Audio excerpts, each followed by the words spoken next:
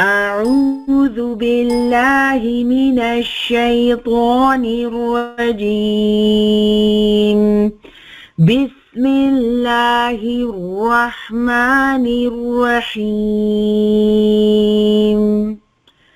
والضحى والليل إذا سجى ما ودعك ربك وما قلى وللآخرة خير لك من الأولى ولسوف يعطيك ربك فترضى ألم يجدك يتيما فآوى ووجدك ضالا فهدى ووجدك عائلا فأغنى فأما اليتيم فلا تقهر وأما السائل فلا تنهر وأما بنعمة ربك فحدث.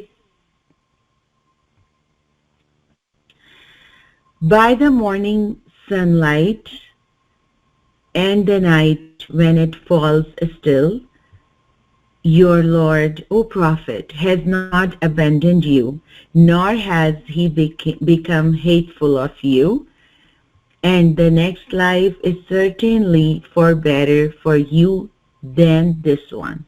And surely your Lord will give so much to you that you will be pleased. Did he not find you as an orphan, then sheltered you? Did he not find you unguided, then guided you?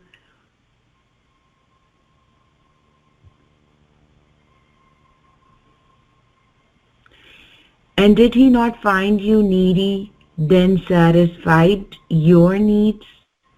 So do not oppress the orphan, nor repulse the beggar, and proclaim the blessings of your Lord. Sadaqallahu Azim. Jazakumullahu khairan kathira. Assalamu alaikum wa rahmatullahi wa barakatuh. Jazakallah Sister Sabah for the beautiful recitation of Surah Ad-Duha. Surah Ad-Duha, like many chapters in the Quran, holds significant spiritual and moral virtues. While the entire Quran is a source of guidance, Surah Ad-Duha specifically carries a message of hope, patience and gratitude. This surah provides comfort, especially during challenging times, conveying the message that Allah's support is always present. This surah also mentions how Allah has blessed the Prophet Muhammad, peace be upon him, in various ways after times of difficulty, such as when he was an orphan. This serves as an encouragement for patience and trust in Allah during tough phases of life. It also encourages believers to remain optimistic about the future. The mention of Allah's continuous blessings and the promise of a better hereafter instills hope and positivity in the hearts of the believers. Next in our agenda, I am pleased to extend an invitation to Dr. Maria Hashmi as we proceed with our program. Dr. Maria Hashmi is a physician by profession, currently working as a clinical and surgical assistant at the Fort Saskatchewan Community Hospital. She resides in Edmonton, Alberta, and has been a member of ICNA Sisters for 12 years. She has a special interest in adolescent mental health and is very passionate about the subject. Today, she will be talking about what it means to have a healthy mind and how do we approach to mend an ailing one. Before I pass the mic to Dr. Maria, here's one reminder regarding your questions we have received. We will inshallah address those questions throughout the program, so be sure to stay tuned until the end. Now I would like to invite Dr. Maria. Assalamu alaikum wa rahmatullahi wa barakatuh. I welcome all of you sisters to our discussion today on adolescent mental health. We begin in the name of Allah, the All Beneficent, the All Merciful. Bismillahir Rahmanir Rahim. So before we delve into the discussion on adolescent mental health, I would like to remind of ourselves that our health is not just one aspect, but it's made up of three components. So we have our bodies, our minds, and our hearts. So a healthy person is made up of a healthy body, which is the physical health, and a healthy mind, which is the mental health, and a healthy heart, which is a spiritual health. And if a person is physically ill, it will definitely affect, as a consequence, he will have that illness is going to affect his mental health and spiritual health, and vice versa. So today our topic of discussion would be the mental health, which would be focusing on how to have a healthy mind and what happens when you don't, and how we can prevent it, and what should we do when it's not healthy anymore. So the next question that comes to our mind is it the mind that we're talking about, or is it the brain where you're talking about? How are these two related? We will see in our discussion that how these two things are related to each other, or they're interchangeable terms, but they're entirely different as well. So a lot of the mental health challenges that we see, or the mental health problems that that are diagnosed, we see what we see on the outside is emotions and expressions and responses. So the part of the brain that is responsible for that function, the emotional regulation of our body or controls emotion, it is actually part of the temporal lobe, or the midbrain, you can call it. So if you see in the middle, this is very next to the temporal, very close to the temporal lobe, and you have the frontal lobe, the parietal, the occipital, and you have the temporal lobe, and then this is the midbrain, and you see this light purple structure that's curving around. This is the hippocampus, and you have the red amygdala. So the hippocampus is primarily responsible for memory, and then amygdala is responsible for connecting those memories with emotional response, and two other major structures that are responsible for emotional regulation or responses are the thalamus and the hypothalamus. And hypothalamus sends signals to the rest of the body through hormones, and it affects on the pituitary gland, which is located in the roof of the mouth, and that is how this whole structural component of our emotional being is. So now we see that there is, and we will see further in other slides, how our brain is connected to our mind, and how all these things work, and how the imbalances then lead to the challenges of the problems that we see.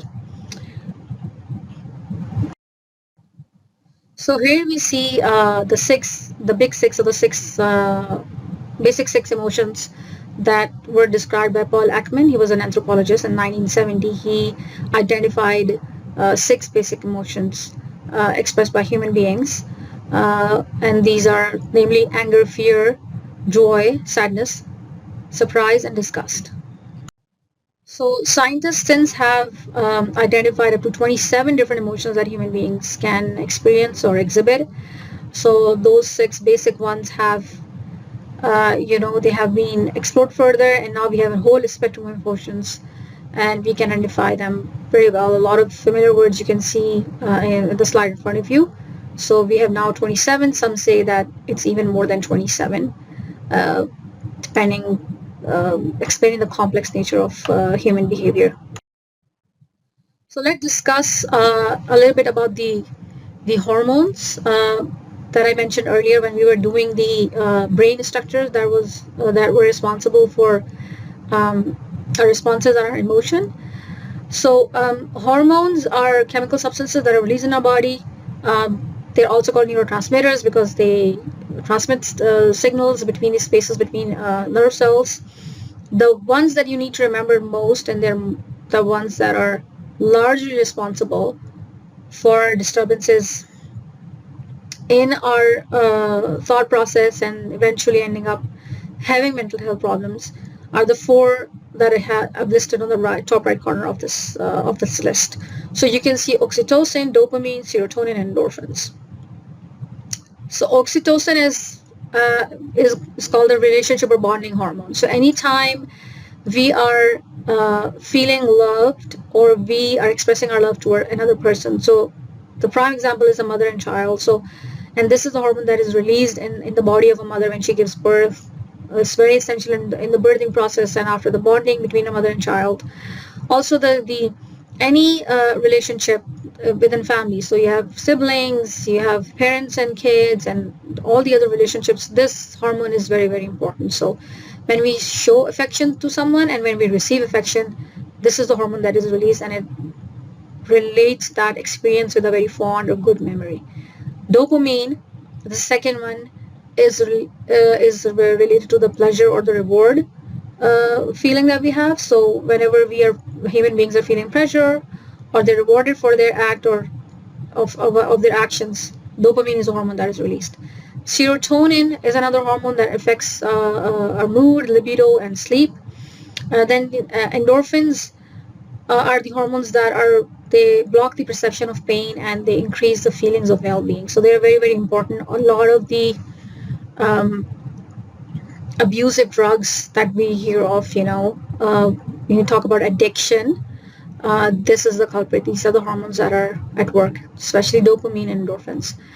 And the other ones that we have on the top left, if you see, is adrenaline, and then the bottom, your cortisol, noradrenaline. These are all the stress hormones. Whenever we have a flight or fright response, or we are in stress, these are the hormones that are released. Then you have ghrelin or leptin. They are the opposite of each other. So leptin is the hormone that is responsible for satiety, the feeling when we feel like we are full and we don't want to eat anymore.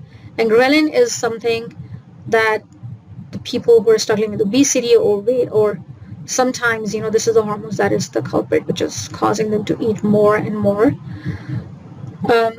Essentially a hormone that would tell you to eat more even though you don't need to. You essentially don't need to eat, but you keep eating it just because you have to have a signal in your body that will signal you this is leptin to ask you to stop. If it's not there, or ghrelin is more than leptin, then the opposite effect is going to happen. These are the two that are also responsible for some of the eating disorders that we're going to discuss later. Then we have testosterone and estrogen. Excuse me. Estrogen is a female sexual development responsible for female sexual development and functioning, and testosterone is responsible for male sexual development, and also is responsible for aggression that we see. That's the hormone that's responsible, and that's why we see that it's like a normal expected behavior or pattern seen in males.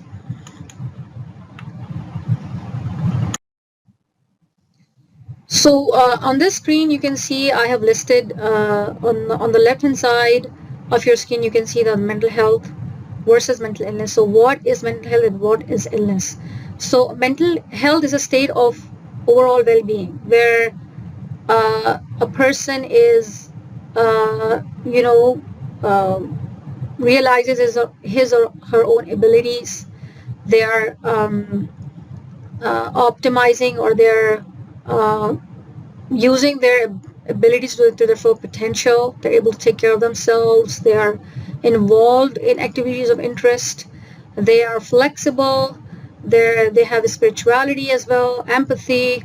They're resilient to stress. These are all the indicators of sound mental health.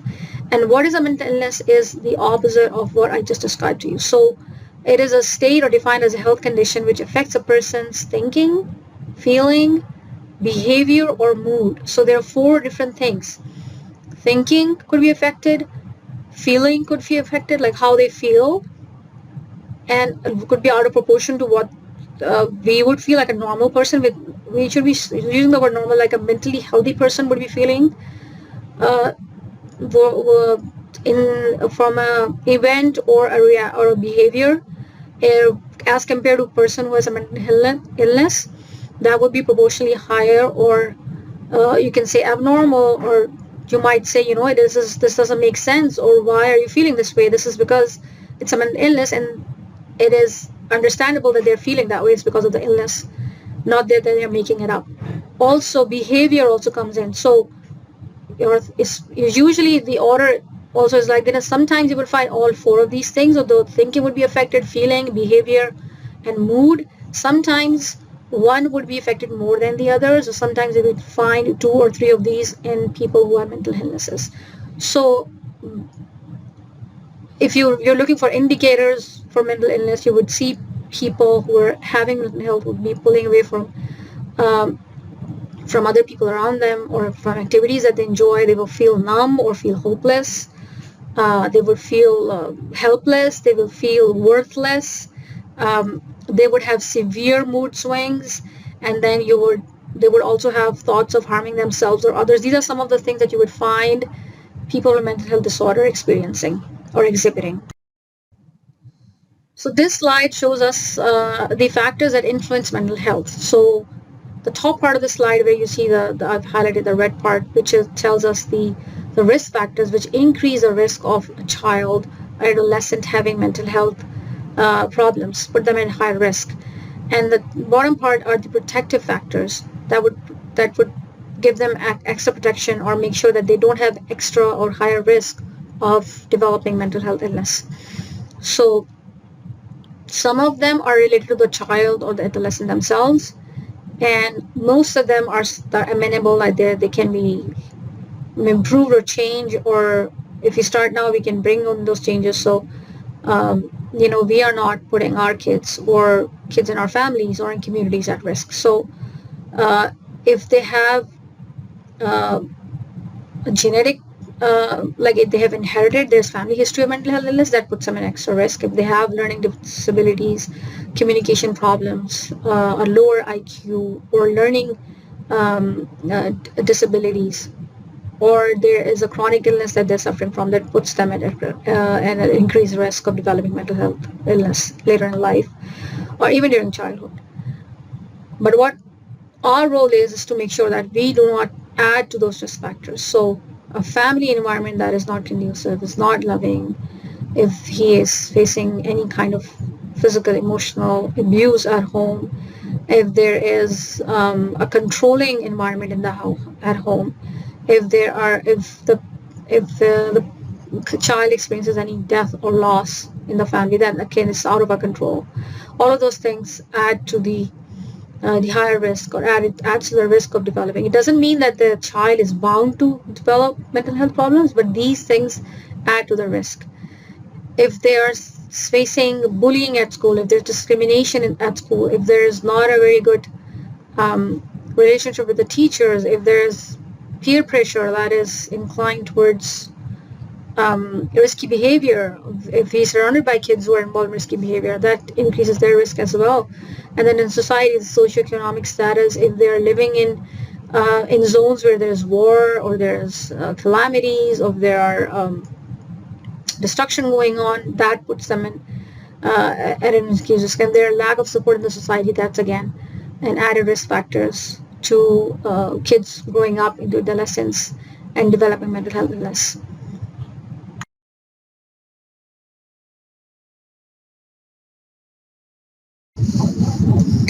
So, of the six major groups that we did in the slide before, uh, out of those groups, there are six most common mental health problems that we see in the general population. The most common of these is the anxiety. It's not like and anxiety, by anxiety I don't mean the anxiety that we feel normal, like a normal level of anxiety or feeling anxious, but we're talking about a disorder, something that is gonna uh, limit a person's normal function or start affecting their day-to-day life. So the top of the list is depression. So the most common symptoms or signs that you see in depression, it's 10 in 100 people, and you will see signs or symptoms like sadness, hopelessness, feeling of guilt, inability to switch off brain, like they will have excessive negative thinking, they will lose pleasure in activities that they used to do, irritability. You will also see tiredness, like aches and pains. Physical symptoms are also very common in depression, that there will be appetite changes. So they would either be overeating and gaining weight, or they would be There will be a lack of appetite that will result in not gaining enough weight or losing weight. Like you will something that is observable, like not a few pounds or kilos. You're talking about significant weight loss, and then because they're not eating at all, there's no interest in eating. And then on extreme or severe cases, you would see thoughts of deaths or suicide, like harming themselves or others. Anxiety disorder, the most common one of all the mental health disorders, is you will see restlessness, a sudden feeling of panic and fear, uneasiness, nausea, and cramps, or cramps. It could be like these are things that when we talk about these signs and symptoms, it doesn't mean that all of them, all every patient would have all of these signs and symptoms. Some have some have others. But these are the things that we see. Sleep-related problems, excessive sleep, sleeplessness, cold or sweaty hands or feet, numbness in the hands and feet. These are physical signs, like symptoms that are actually feeling these things. Shortness of breath, increased heart rate, chest pain, dry mouth, hot flashes or chills. These are some of the things that you would see in anxiety patients when they're having a panic attack, when they have a sudden feeling of these things and without any trigger or precursor, they would have these feelings. Sudden trembling, dizziness, avoidance of situations that may cause fear, um, obsessions and compulsions, delusions as well. And no, not delusions, I'm sorry. Obsessive and compulsions. And then third, we have schizophrenia. It's very rare, not very common. One of the rarest mental health disorders that we see, characterized by delusions, hallucinations, and illusions, disordered thinking, disordered behavior. So, what schizophrenic are the signs and symptoms that they exhibit? We classify them into two groups. There are positive symptoms and there are negative symptoms. So, the positive symptoms are things that we don't see in the normal population, like illusion, hallucinations, disordered thinking, disordered behavior, like, they will suddenly be laughing or appearing very scared, or the behavior is like very atypical. And then negative symptoms will be something that you are expected in a normal person, but you don't see in a person who has schizophrenia. So you would see a flat effect. Like you talk to them, there would be no, they will not have any facial expressions. There will be ahedonia. There will be lack of interest in activities. Like anti asocial behavior. Asociality means like they don't want to form any relationships, not interested in friendships or engaging in activities. There is a lack of pleasure and interest in activities. There is lack of motivation to do anything.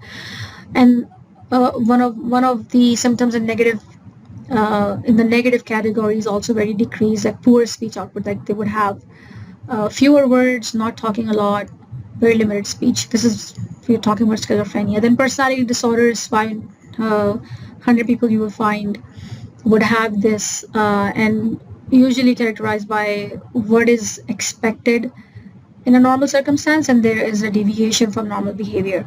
So personality disorders like antisocial personality disorder or paranoid or borderline personality disorders, they come under this category.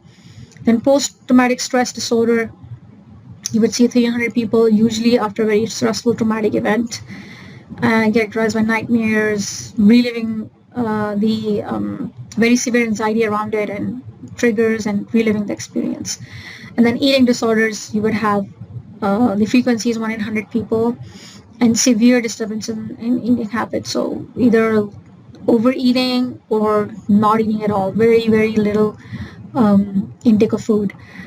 Now, I can go on and on of the different signs and symptoms of these and different subcategories of these mental health problems. But what is common that you see that you can identify the common signs and symptoms of all mental health behaviors, that you will see a disturbance in sleep, that is the top of the list. You will see them getting anxious.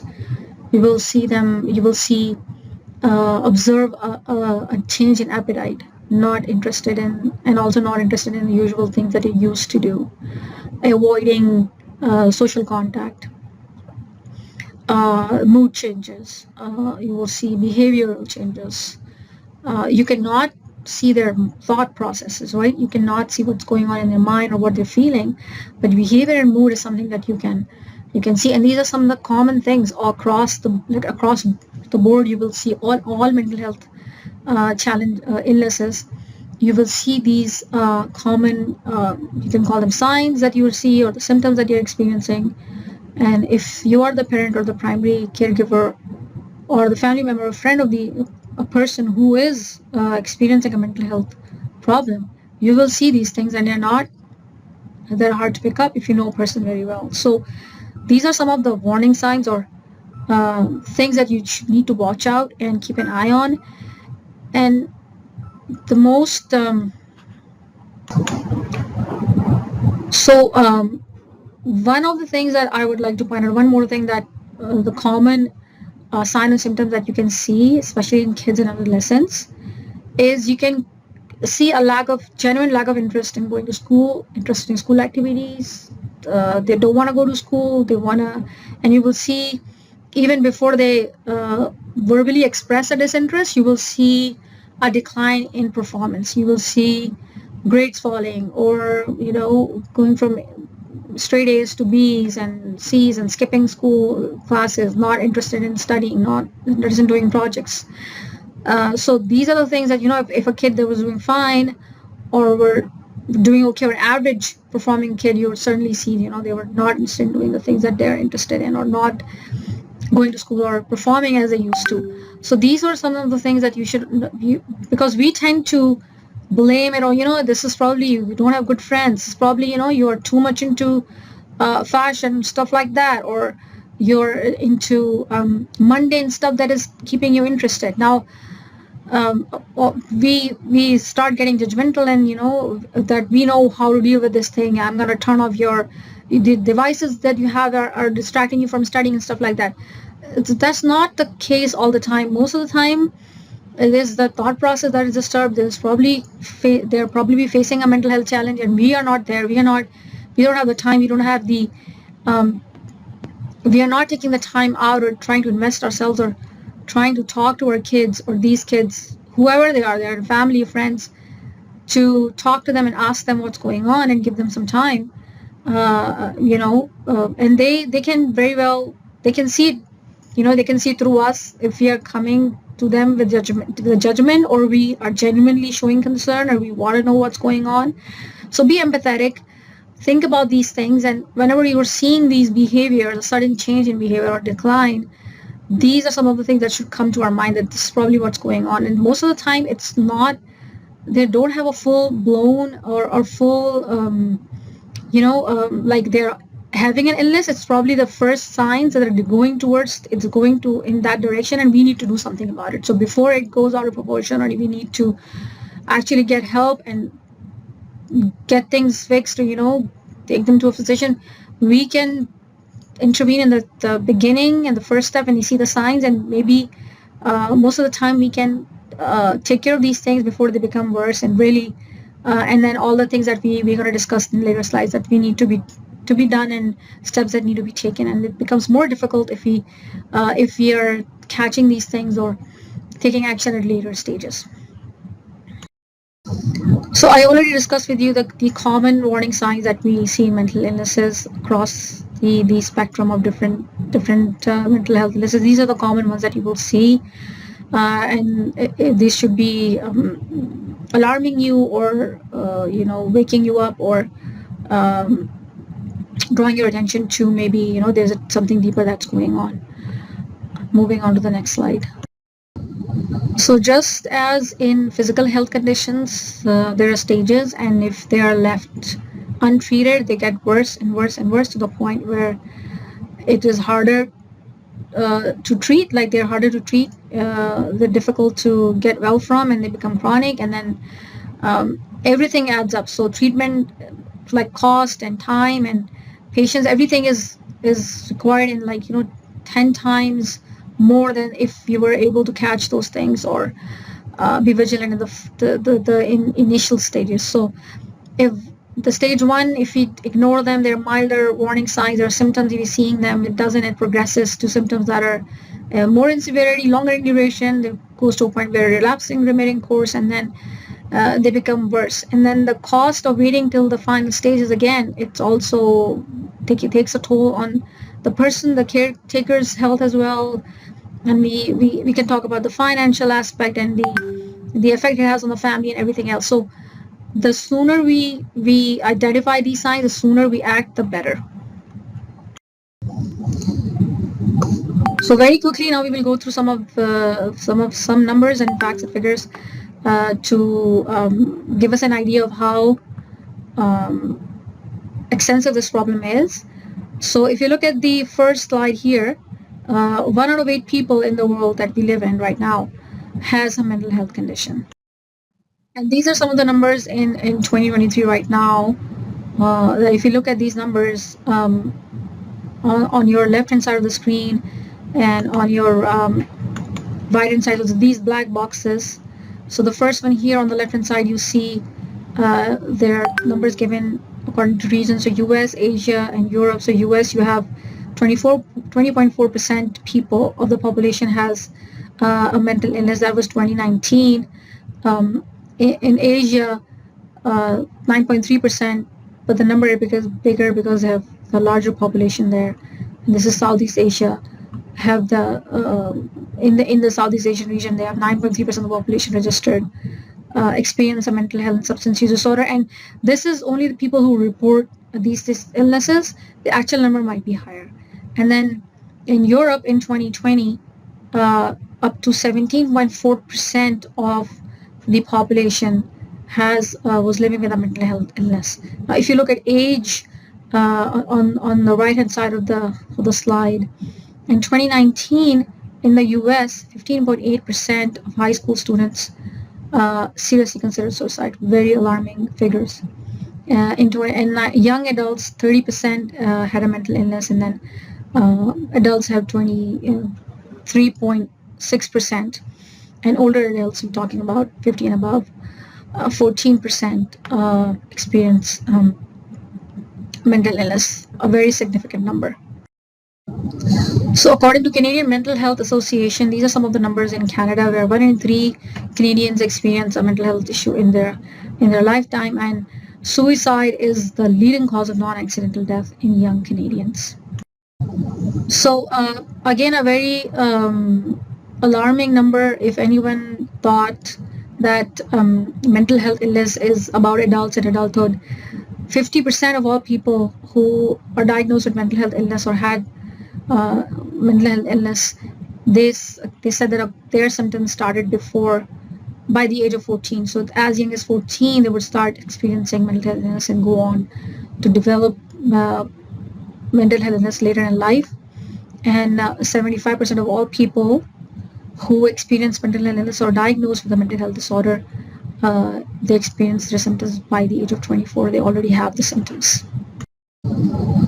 Similar numbers here regarding teenagers, boys and girls. This was by the Mount Children's Hospital 2021.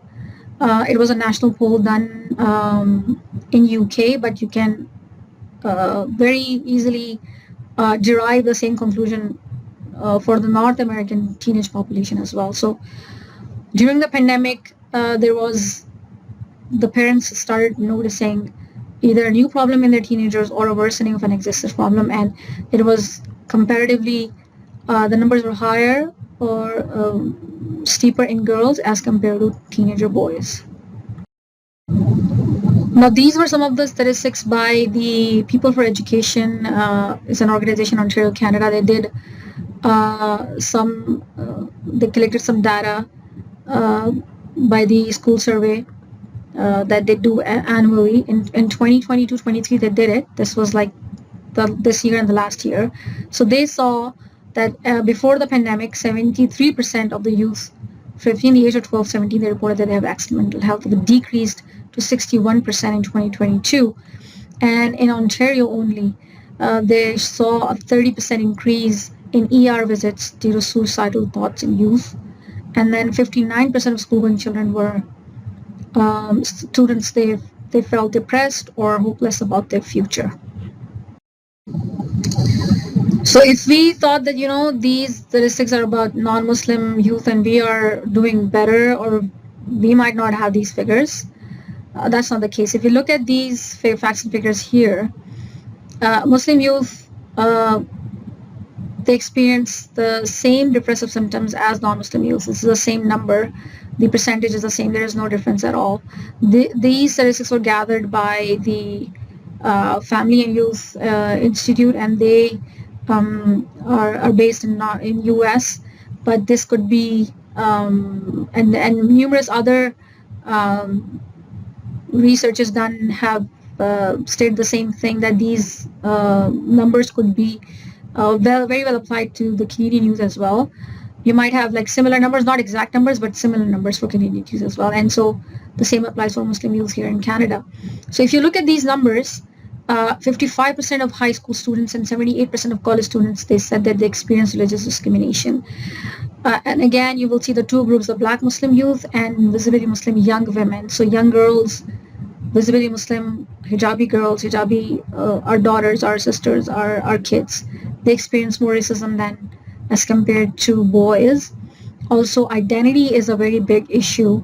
So the youth, they're struggling to balance their identities. They who are actively trying, would have higher levels of depression. And the youth that they feel that they don't belong to any group, they experience greater mental health problems as compared to one they have. They're associated with the groups, they have friends or any gathering that they go to or attach with. Now, if you look at the bottom part of this slide, what does unsupportive parenting do? So what is unsupportive parenting? No warmth or less warmth, no less support and controlled behavior at home results a youth that has less ability to cope with discrimination. They are not very equipped to deal with daily life issues. They don't have a strong Muslim and American identity, or they struggle to have one, or they are unable to civically engage in civic activities in communities, or they are unable to, or they are at risk of not being able to avoid risky behaviors, are involved in risky behaviors as smoking and drinking. So again, a very important and pivotal role to be played by Muslim parents, not just mothers, both mothers and fathers, and all the community together. So again, the point I want to make here is that if your kid is depressed, it doesn't mean that they are incapable or they can't do or they don't want to. It's the ones that want to carry their identity in the community. They want to be able to be devout Muslims, or they're using the word practicing Muslims. So they want to carry their Canadian and Muslim identity together, and they're trying to balance it and trying their best to balance it. Those are the ones who are at risk of depression. So there's good news and there is bad news.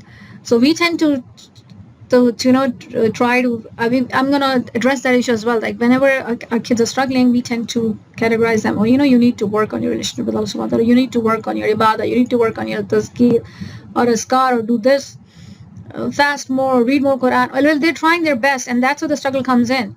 And sometimes when the pressure gets too much, of the stresses, the external stresses that are in their life is too much for their minds to handle, the young minds, the growing minds, and it throws their mind into an imbalance, and then it results into into what we see, a change in mood, thought, behavior, and thinking and feelings, and that ultimately results in mental health illness. So we need to understand that our kids, when they try their best, it's not that all kids are going to struggle, but most often than not, they will be struggling, and we need to step up and be there for them. And this is the purpose of this discussion, that what steps we can take and how we can take care of themselves and ourselves as well. So I'm going to quickly go through some of the myths, and I hope that by now, like after going through so many of the things that I've put in front of you, you must not be believing in those myths and misconceptions. So the myths surrounding mental health or mental illnesses, like self-harm is attention seeking, which is not. It's not under their control. It's a worsening. It represents a worsening of symptoms, a worsening of their illness that they have. Again, certain types of individuals develop mental illness. Again, it's a myth. Anybody could have it if the risk factors are there and they're overwhelming. Person would is at risk of developing mental health illness. People with mental illness cannot function in society. They can be very effective members of society provided that they're given help that they need, the treatment that they need, the therapy that they need, and the support from the family. They could be equally they could come up or be productive members of the society. They could be as effective and contributive members as anybody else. Just like you don't declare somebody with diabetes or hypertension or any chronic illness, you cannot function in society. Same way, somebody with mental illness, you cannot just because they have a mental illness, they cannot function. They can function with the proper treatment and help that they need. Children don't experience mental health related problems. We already did that. We know that it's not true. Mental health care is for the individuals with severe mental disorders. We just did that. The sooner you get help, the better. The more you wait, it's going to get worse. It will be hard to treat. People with struggle with mental health problems can snap out of it if they try hard enough. That's not true, again. So what are some of the treatment options available for mental health or mental illness? So you have medications, but they're not, most of the time they're not first line, especially for the common ones like depression, generalized anxiety, personality disorder, obsessive compulsive disorders, post-traumatic stress disorder. We usually don't prescribe medication for these. Like, they're not first line. We try not to. But sometimes, that we did the stage 1, 2, 3, 4, like they're coming at stage 3 or 4. Their symptoms are really distressing and affecting their daily function, and we need to control the symptoms, the severity, like decrease the severity of symptoms before we can start the psychotherapy, which is talk therapy. For that, we need to put them on medication. Other than that, usually CBT, which is called cognitive behavioral therapy, like you alter the person's way of thinking, you give them counseling, you talk with them. Those are the first line and very, very effective, even more effective than medication. But in case of other diseases where they have more psychotic symptoms like schizophrenia and other diseases, they need to be given medication. And even with anxiety, depression, they need to be given medication. But there is nothing wrong. Again, the reason I'm putting it out there is not that if you're taking medication, you're worse than other person. Some medications work for some, doesn't work for others. In some cases, we need to give them, some we don't. Some people, they are put on medication and they're able to get off medication. Some have to take it for life. Just like with physical conditions. Like for some diseases, you can cure them, you give them treatment for 7 days, 2 weeks, 3 weeks, and they're good. For some, you might have to take it for life. For some, you take it for a few months. For some, for a few weeks. It's the same with physical health, physical diseases or physical health problems. The same as mental health problems. There's no difference at all. Like you think, oh, it's something bad if you're taking it. You don't think about like that about a person with high blood pressure or diabetes. Even young kids who have type 1 diabetes, they're insulin dependent. They're having their insulin pumps, they're carrying it with them, or they're taking medication. Or the kids who are born with hormonal deficiencies, they take medication every day. We don't think of them any lesser beings, and we shouldn't have that thought process or think towards people or kids or adolescents with mental health problems either. So these are just treatable conditions that need to be treated, seek treatment for, and that's it. So in severe cases, as I was talking about the treatments, getting back to that, so you could have medication, psychotherapy. Hospitalization is needed when, again, severe symptoms, especially if the person is having physical symptoms. If the person is having thoughts about harming themselves or others, they need to be hospitalized for the duration of the symptoms they have until it's safe for them to be out, and then they're released. There could be, the duration of stay could be from a few weeks, a couple of weeks to a few weeks to a month, maybe more, as long as it needs to be. And then alternative therapies. People have, if you are willing to try those, you can have yoga, they have meditations, acupuncture are some of the other alternative therapies that have gained popularity, along with the conventional therapies that are available. Again, I need to put it out there. It's still a very developing field. Research is going on. They're working on medications. a lot of the medications that were used like 5 years ago, they're not used anymore. When it comes to adolescents, the medication uses, we are very careful because they're still developing and we don't know the long-term effects. So sometimes the medication works, sometimes they try 2 or 3 medications. So it's still very developing field. So the purpose of these medications are, they are not like there to cure the disease, but they're there to help. So sometimes they are the symptoms will resolve after treatment. Sometimes they are there for a very long period of time, so they have to take medication for that long, and they might have to have psychotherapy for long, which is totally normal and acceptable as long as they're able to function, carry out their responsibilities in an acceptable manner. They're functioning as normal part of the society. It is as acceptable as taking a treatment for a chronic health condition, physical health condition I'm talking about. Now, how can we help somebody who has a mental health problem or a mental illness? So there are 4 points that I've highlighted in this slide. So first of all, you have to understand that it's all about the relationship. So it's more important for you to be there, to be with your loved one or somebody that you're caring for, your friend or your family member, or your kid in case you're the parent. Always remember the LEAP approach, which is learn, empathize, agree, and partner. So learn what the problem is, empathize, try to put yourself in their shoes and imagine the problem from their perspective, what they're experiencing. Try as best as you can. Then agreeing means like you agree on the treatment, both the parties. Like if you're talking to if it's your kid, for example. So you need to accept the fact that, this, your kid or my kid needs help, and I need to take them to a family physician can diagnose a problem. They usually do a screening. They give you a form that you need to fill out, their questions, and you answer. And if a certain number of questions are true, they would diagnose you, or give you, okay, this is the initial diagnosis, this is the preliminary diagnosis, and then if needed, they might send the kid or the adolescent or whoever is the concerned patient. They could send them to a psychiatrist for further evaluation if it's complex, if it's more than one disorder, or they need further evaluation. And a family physician can treat psychiatric illnesses. They can start the treatment. They can refer you for psychotherapy, and a psychiatrist can do that as well.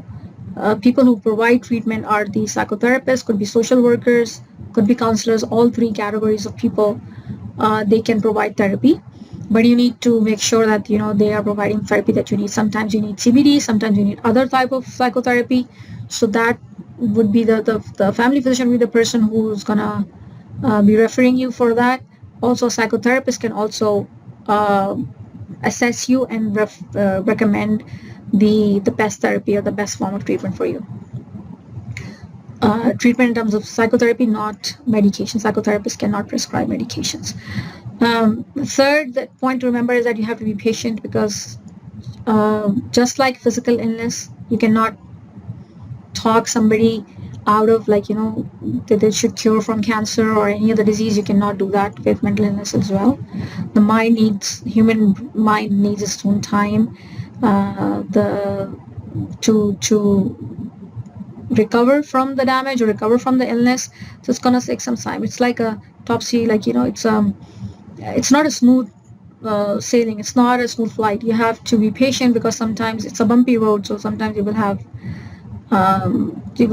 reach milestones, you will be making progress, and sometimes you will be back to zero, or there will be setbacks as well. So you have to be patient. Also, you have to know your limits. You have to understand that you need breaks as well.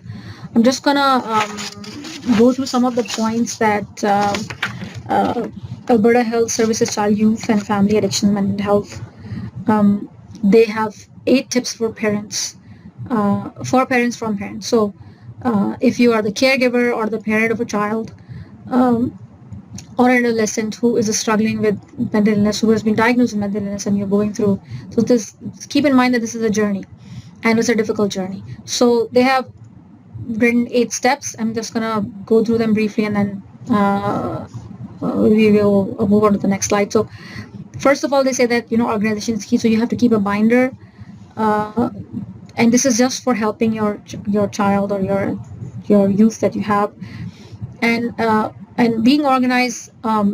It's very important. Why?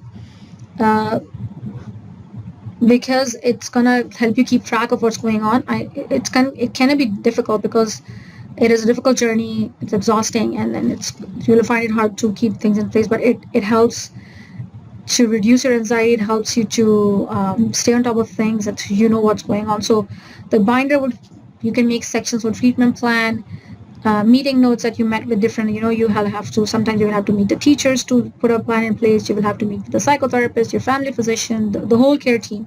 So you need to have a binder where you have notes from different meetings that you do. Then you have to have a treatment plan. You have a healthcare teams and different programs that are offered in your province or in your city for different mental health, mental illnesses, and contact information for all relevant parties. And then you have to also have questions, and never be afraid to ask questions. Communication is key again.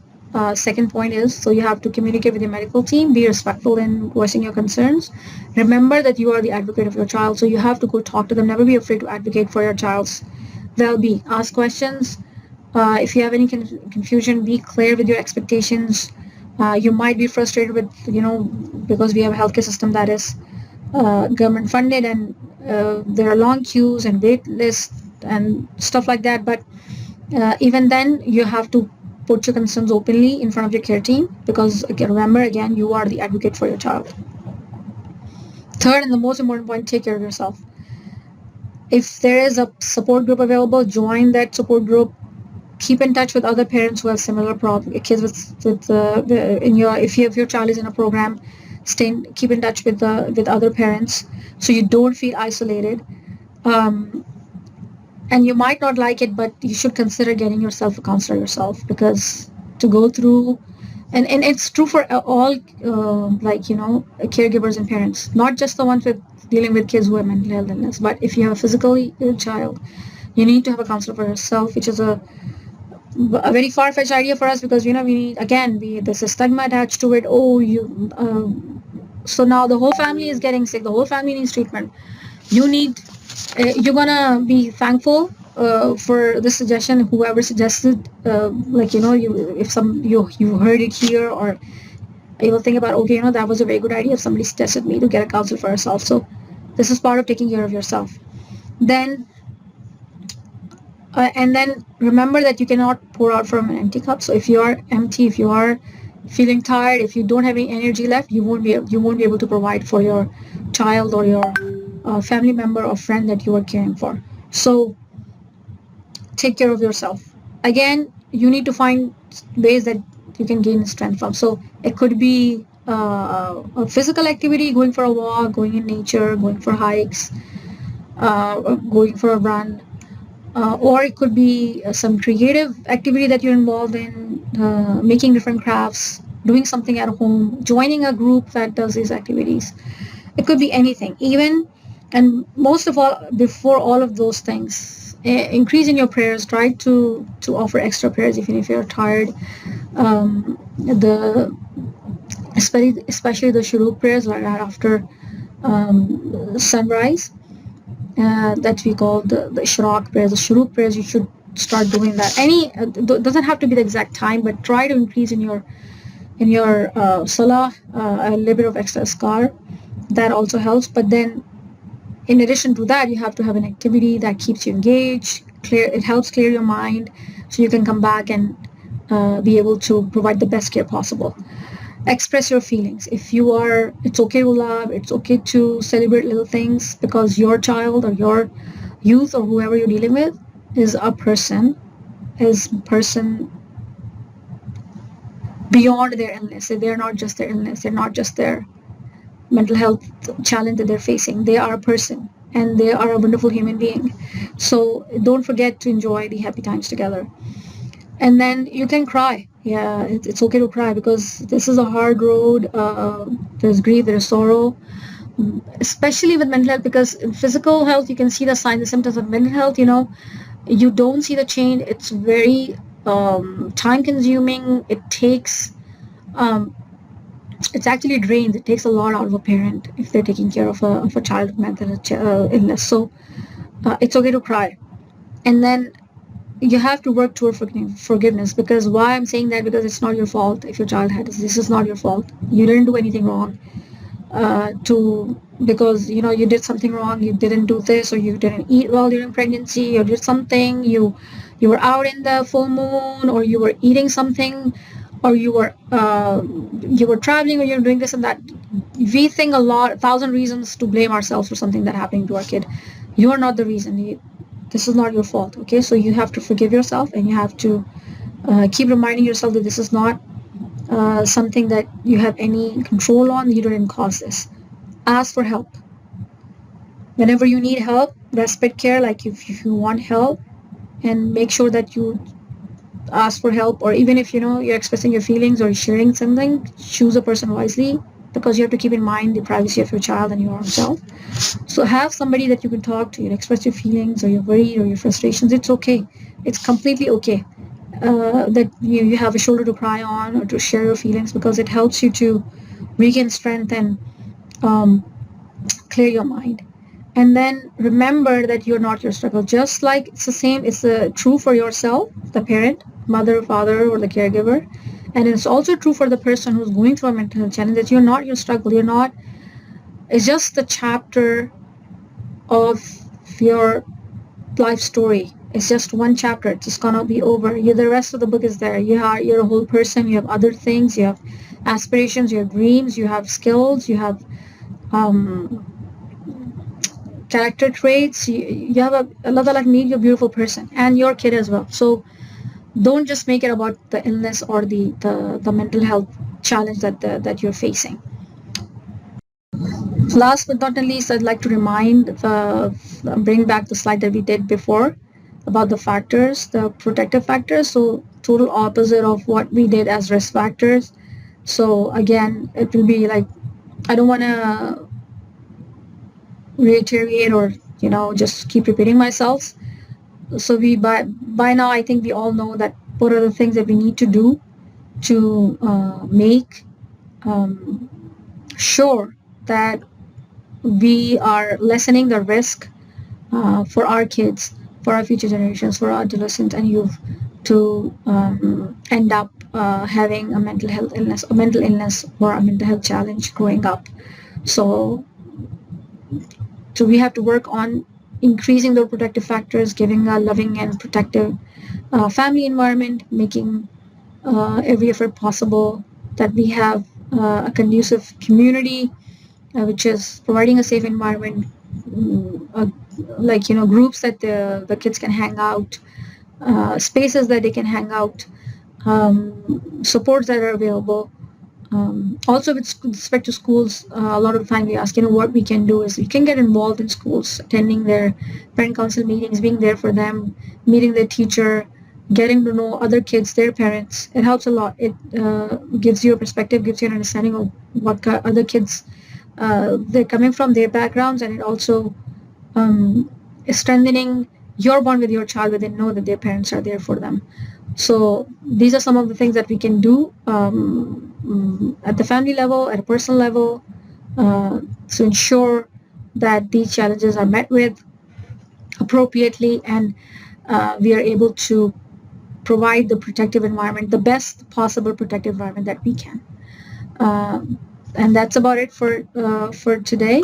The resources that I used for preparing this presentation. Jazakumullahu khairan kaseera. Assalamu alaikum wa rahmatullahi wa barakatuh.